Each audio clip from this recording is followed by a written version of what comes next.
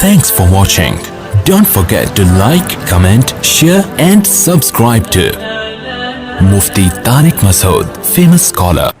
دیکھو ربیع الاول کے بارے میں لوگ اکثر ایک سوال پوچھتے ہیں کہ عید میلاد النبی منانا, اس میں جشن کرنا, نبی صلی اللہ علیہ وسلم کی آمد پہ خوشی منانا, یہ اسلام میں کیسا ہے؟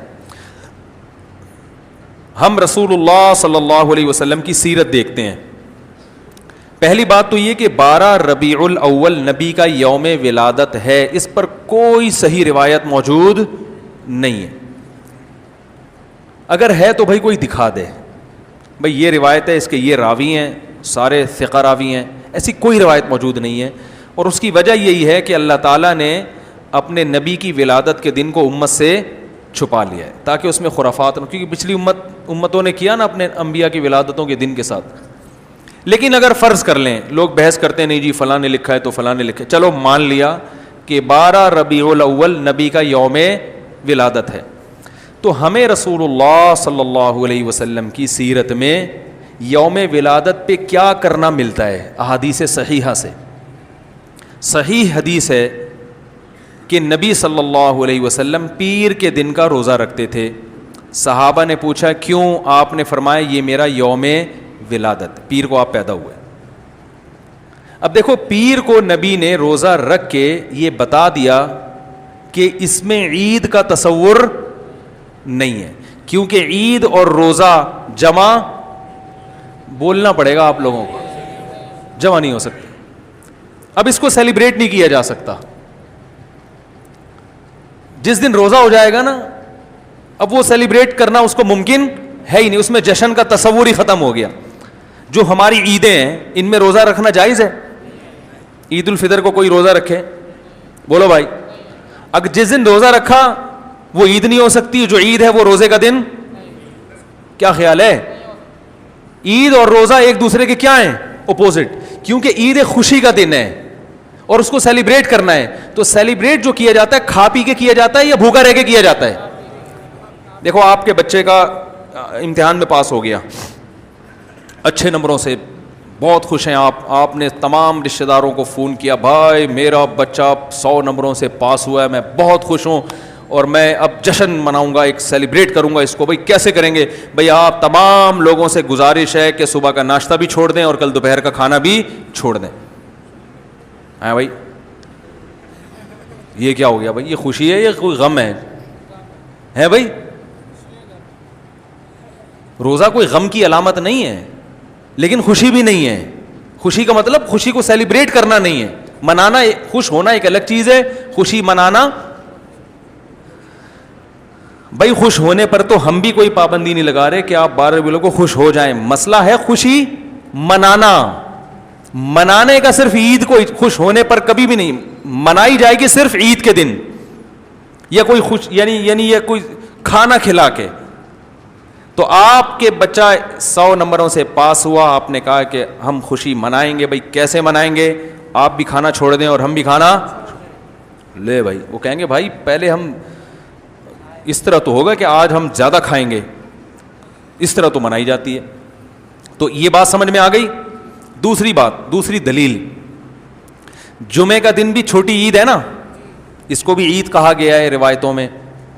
اسی وجہ, اور عید کے بہت سارے احکام جمعے کے دن بھی لاگو ہوتے ہیں. غسل کر کے نہا دھو کے مسجد میں اجتماع ہوتا ہے, عید کے دن بھی غسل کر کے نہا دھو کے اجتماع ہوتا ہے. نبی جمعے کے دن بھی اچھے کپڑے پہنتے تھے, ہم عید کے دن بھی بولتے کیوں نہیں اچھے کپڑے پہنتے ہیں, جمعے کے دن بھی خوشبو لگا کے نہا دھو کے, عید کے دن بھی ایسے ہی. اور حدیث میں جمعے کے دن کو بھی روزے کے ساتھ خاص کرنے سے منع کیا گیا ہے. لا تختصوا لیلۃ الجمعۃ بصلاۃ ولا یوم الجمعۃ بصوم. حدیث میں آتا ہے جمعے کی جو رات ہے اس کو عبادت کے ساتھ خاص مت کرو, اور جمعے کے دن کو روزے کے ساتھ خاص مت. جمعے کو روزہ رکھنا کوئی اضافی فضیلت نہیں ہے.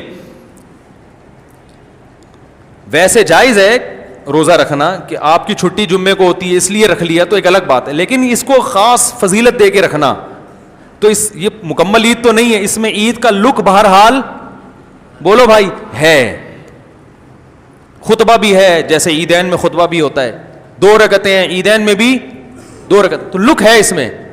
اب ذرا ٹیکنیکل پوائنٹ کو سمجھیے گا آپ لوگ.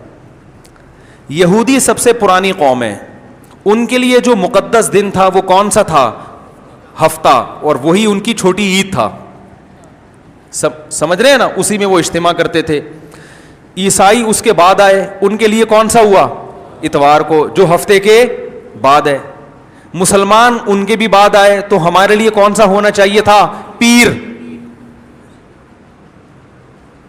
اور یہ یوم ولادت بھی تھا، تو اس کو تو زیادہ فضیلت ہونی چاہیے تھی نا بھائی، عقلی لحاظ سے بھی اور جو حکمت ہے اس کے لحاظ سے بھی. عقلی لحاظ سے اس لیے کہ وہ پہلے تھے تو ہفتہ، پھر اس کے بعد اتوار، تو اب ہمارے لیے پیر. اور اس لیے بھی کہ نبی کا یوم ولادت ہے، تو یہ بطریق اولا پیر کے دن کو فضیلت ملنی چاہیے تھی، کیونکہ وہ نبی کا یوم ولادت ہے. لیکن چونکہ اس میں عید کا کانسیپٹ ہے نا، اس لیے پیر کا نہیں ہوا، بلکہ ریورس کر کے کہاں لے گئے؟ جمعے کی طرف. تو پیر کے دن یا نبی کے یوم ولادت سے عید کا کانسیپٹ اسلام نے کھرچ کھرچ کے نکال دیا ہے کہ اس میں عید کا کانسیپٹ ہو ہی نہیں سکتا، اپوزٹ ہے اس کا، روزہ ہے. بات آ رہی ہے سمجھ میں؟ تو اس لیے 12 ربیع الاول اگر نبی کا یوم ولادت ہے بھی تو بہت کچھ بھی اگر کرنا ہے تو روزہ رکھنا، ہم تو اس کے بھی قائل نہیں ہیں روزے رکھنے کے، کیونکہ نبی نے پیر کا رکھا ہے، 12 ربیع الاول کا نہیں رکھا. لیکن اگر آپ کو کھینچ تان کے کچھ نہ کچھ ثابت کرنا ہی ہے تو آپ اس دن کو روزے کا تو قرار دے سکتے ہیں. آپ اس دن کو سیلیبریٹ کرنا یا عید قرار دینا آپ کے لیے ممکن، قرآن و سنت نبی کی تعلیمات کے مطابق عید کا دن قرار دینا ممکن نہیں ہے، آپ ممکن نہیں ہے. دوسری بات، ابھی بات مکمل نہیں ہوئی ہے، ایک پوائنٹ اور رہ گیا. اسلام میں عیدیں صبح کے وقت ہوتی ہیں، رات کو عیدیں غیر مسلموں کی ہوتی ہیں. کرسمس زیادہ جوش و خروش سے کم منایا جاتا ہے رات کو، کیونکہ اس میں ڈھول ڈھمکے ہوتے ہیں، لائٹنگ ہوتی ہے. لائٹنگ رات کو جچتی ہے، دن میں لائٹنگ بولو بھائی نہیں. جبکہ اسلام کے جو تہوار ہیں وہ کب ہوتے ہیں؟ صبح کے وقت. صبح آپ اشراق کے وقت آؤ گے، نماز پڑھو گے، سوئیاں کھاؤ گے، گلے ملو گے، پتلی گلی سے نکل لو. عید الاضحیٰ میں بھی صبح آؤ گے، نماز پڑھو گے، قربانی کرو گے، گوشت کھاؤ گے، ٹھیک ہے نا. یہ سب کام تبھی فقہاء نے لکھا ہے کہ مغرب کی نماز کے بعد جانور کو قربان کرنا مکروہ ہے، جائز ہے مگر مکروہ، کیونکہ شاعر اسلام میں سے دن میں ہوگا. یہ رات کو شریعت نے اس لیے نہیں رکھا کہ رات کا وقت نا گناہوں کی طرف لے جاتا ہے. جب خوشی منائی جاتی ہے تو رات کو انسان ٹریک سے ہٹنے کا خطرہ زیادہ ہوتا ہے.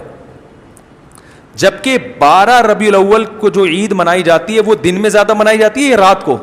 ساری لائٹنگ رات کو ہوتی ہے، سارے جو نعت اور میوزک کے ساتھ وہ سب کب ہو رہا ہے؟